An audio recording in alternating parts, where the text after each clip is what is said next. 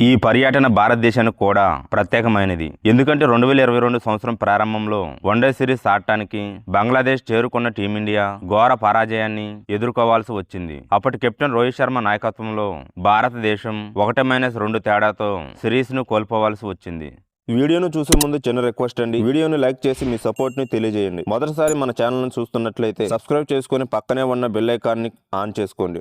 ఈ ఏడాది ఆగస్టులో భారత్ బంగ్లాదేశ్ మధ్య 3 మ్యాచ్ల వన్డే సిరీస్ జరగనుంది. 2022 తర్వాత టీమిండియా తొలిసారి బంగ్లాదేశ్ తో పర్యటిస్తుంది. వన్డే సిరీస్ లో తొలి మ్యాచ్ ఆగస్టు 17న షేరే బంగ్లా నేషనల్ స్టేడియంలో జరుగుతుంది. ఈ పర్యటన కోసం భారత జట్టు చీఫ్ కలెక్టర్ అజిత్ అగార్కర్ భవిష్యత్తు సన్నాహాల కోసం యువ ఆటగాళ్లపై ఫోకస్ చేస్తున్నాడు. రోహిత్ శర్మ లేకపోవడంతో ఈ పర్యటనలో భారత్ కు కొత్త కెప్టెన్ కూడా రావచ్చు. అదే సమయంలో గత ఏడాది కాలంలో గొప్ప కెప్టెన్ గా ఉన్న శ్రేయస్ అయ్యర్ కు బంగ్లాదేశ్ పర్యటనలో కూడా పెద్ద బాధ్యత లభించే అవకాశం ఉంది. 2025 సంవత్సరంలో భారతదేశం తొలిసారిగా ఒక దేశంలో వన్డే సిరీస్ కోసం పర్యటించనుంది.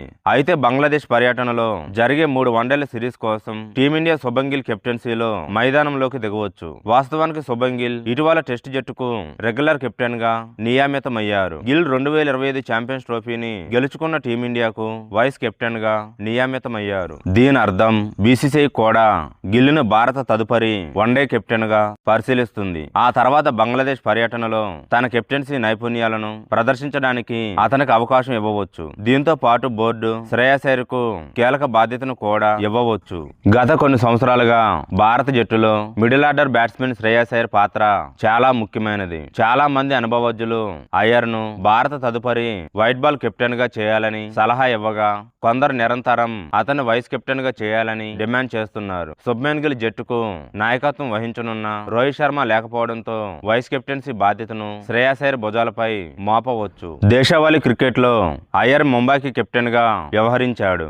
ఐపీఎల్ లో ఉన్నప్పుడు Delhi Capitals, Kolkata night riders, Punjab Kings కు కెప్టెన్ గా వ్యవహరించాడు. ప్రత్యేకత ఏమిటంటే అయ్యర్ 2024లో కేకేఆర్ తరపున టైటిల్ గెలుచుకున్నాడు. పంజాబ్ ఢిల్లీని ఫైనల్స్ కు చేరేలా చేశాడు. మాజీ కెప్టెన్ విరాట్ కోహ్లీ కూడా శ్రేయస్ అయ్యర్ కెప్టెన్సీని ప్రశంసించాడు. బంగ్లాదేశ్ పై ప్రతీకారం తీర్చుకోవడానికి భారతదేశానికి సువర్ణ అవకాశం ఉంది. ఈ వన్డే సిరీస్ 2025 ఆగస్టు 17న ప్రారంభమవుతుంది. రెండో వన్డే మ్యాచ్ ఆగస్టు 20న జరుగుతుంది. అదే సమయంలో చివరి వన్డే ఆగస్టు 23న జరుగుతుంది. అదే సమయంలో వన్డే సిరీస్ ముగిసిన తర్వాత టీ20 సిరీస్ జరగనుంది. 15 మంది సభ్యులతో కూడిన భారత జట్టు Shubman Gill captain, Yashasvi Jaiswal, Virat Kohli, Shreyas Iyer vice captain, KL Rahul wicket keeper, Hardik Pandya, Rishabh Pant wicket keeper, Kuldeep Yadav, Ravindra Jadeja, Harshit Rana, Prasidh Krishna, Mukesh Kumar, Axar Patel, Digvesh Rathi, Harshdeep Singh,